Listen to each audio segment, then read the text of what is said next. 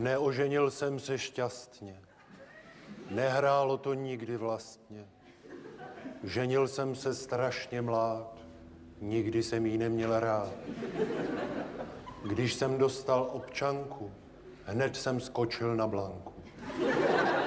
Byla první po ruce, nechtěl jsem už polu. Hnedka jsem si Blanku vzal, co bych já si vybíral. Říkal jsem si, je to zřejmé, stejnak to mají všechny stejné.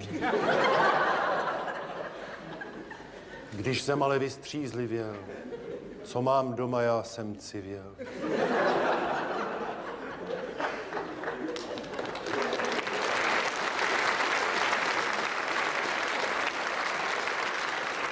Žasla i celá chalupa, co jsem já přived za hňupa. Přijde z práce, do zdi čumí a mě vůbec nerozumí. Nemáme o čem hovořit spolu, má jen obecnou a autoškolu. Touhy ve mně ubila, celý život skur.